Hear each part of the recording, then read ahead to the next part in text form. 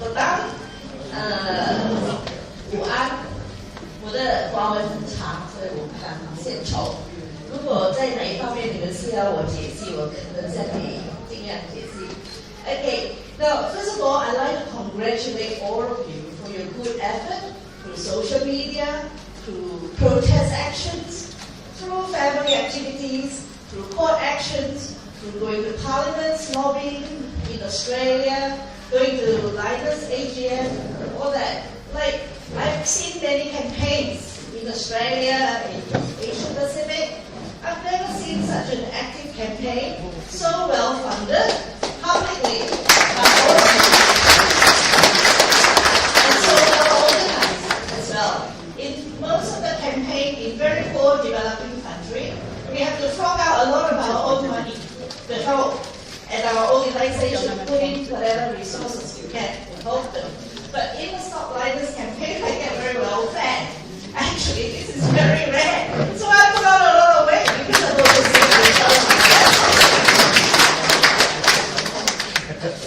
And that's one very strange thing about this campaign. In all the campaigns I have been, we are left to do our work, whatever, because it is our right to do so. But in Malaysia, we also very noticed by the government. In every action, in every activities, we have people taking photographs from the government, special branch.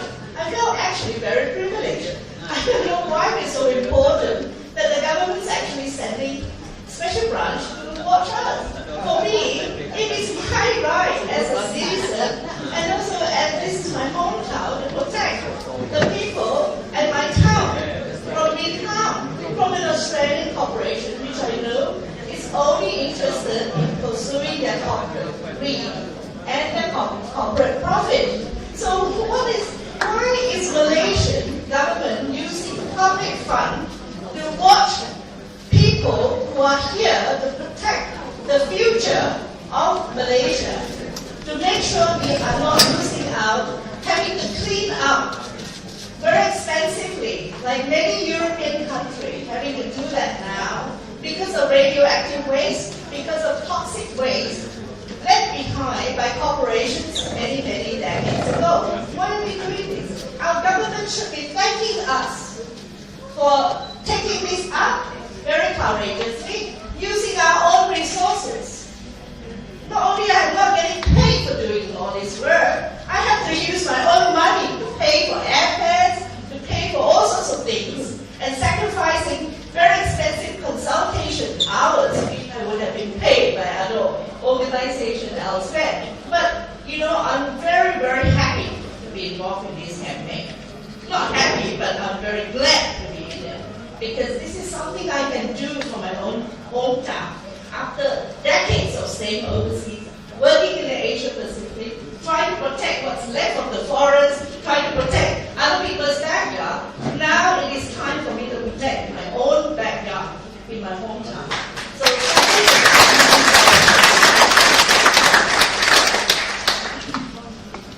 So now this campaign has actually reached a new height today. Just a few days ago, we've been getting mails from Germany, from Canada, from Japan. So while many of us think, the election's over, BN's back, Lynas is still there, but we have actually got very high profile now. People now know in Malaysia there is this Stop Lynas campaign against an Australian corporation that is not doing its job properly, that will be dumping waste, that will be polluting the environment of Malaysia. So do not feel like you've been defeated, you're not. Mr. Tan has already said to you how badly the company is performing today. It is actually going towards bankruptcy. They are still going to be legal cases in Australia. They're still preparing for it. One day you will know. Apart from that, I would like to say that Aduns and the MPs should not feel so defeated just because PN is still in government. In many other countries, Germany, Australia, Japan, even Bangkok, Thailand, and many other places, it does not matter. I mean, it does matter, but the opposition, MPs and others can do a lot of work. As Mr. Tan pointed out, if Lynas go bankrupt, they will have to sell out. Nobody's going to buy this plant. If our legislation is weak, if our environmental standard is weak, like what it is now, another company will continue to pollute. So we have to tighten our governance, our environmental governance. We have to make sure the environmental standard is lifted up. Not a standard being discharged for wastewater when people downstream are swimming in that river in Bala. When the fish that will be caught, at the estuarine of the Bala River and the South China Sea, which we will all eat, they may be contaminated if we do not stop this kind of lax environmental standard. So there's a lot of work the adults and the MPs can do.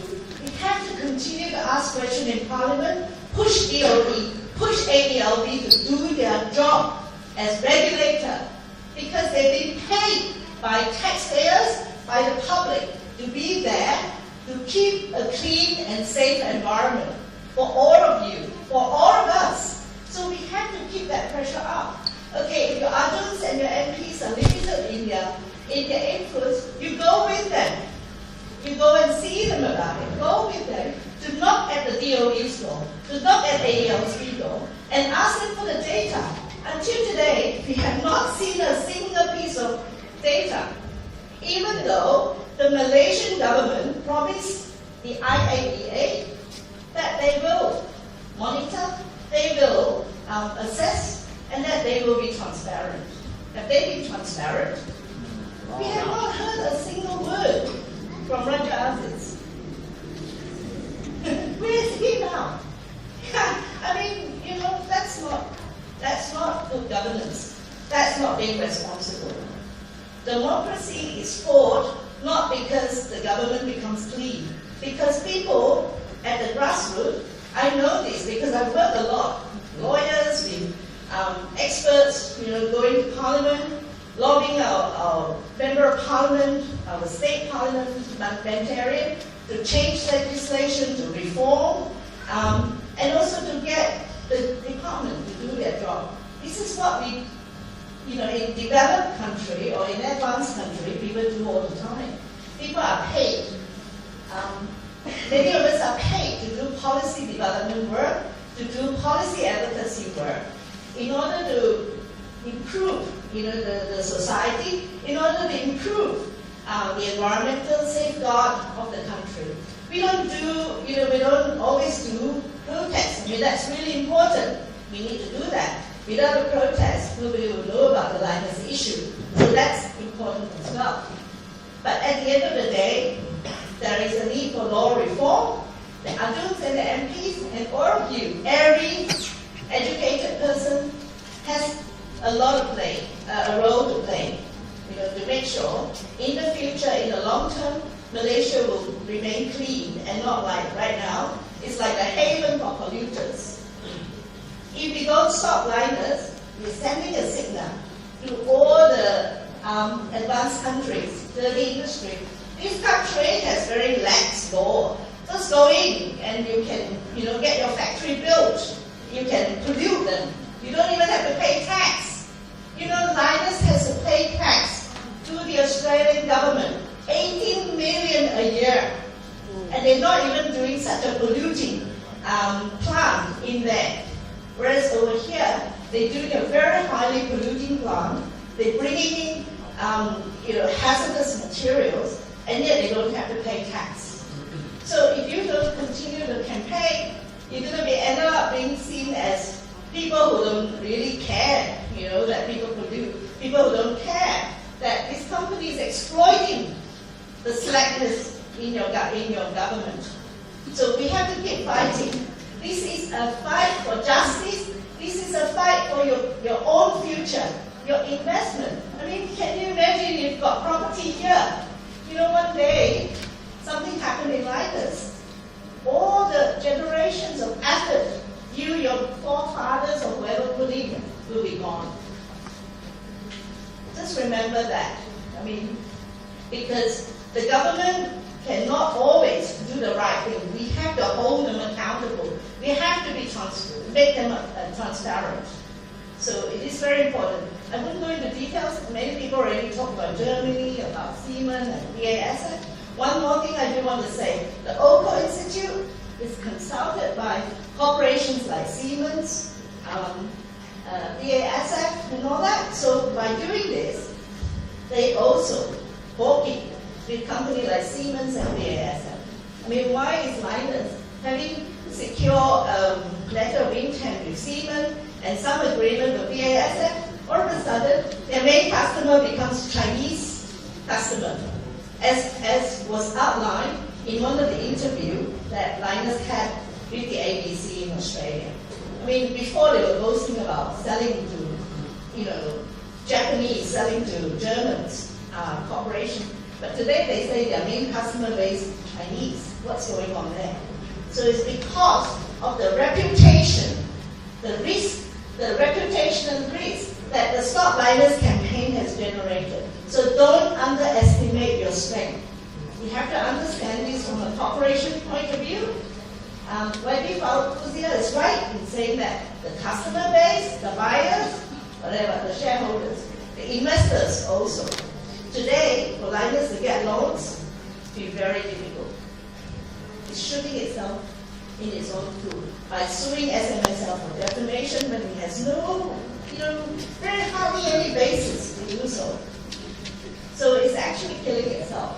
So slowly, we just have to push it over the edge. Okay? So I should give the floor to somebody else. And if you've got any questions, by all means ask me after the Q&A time or informally after the session.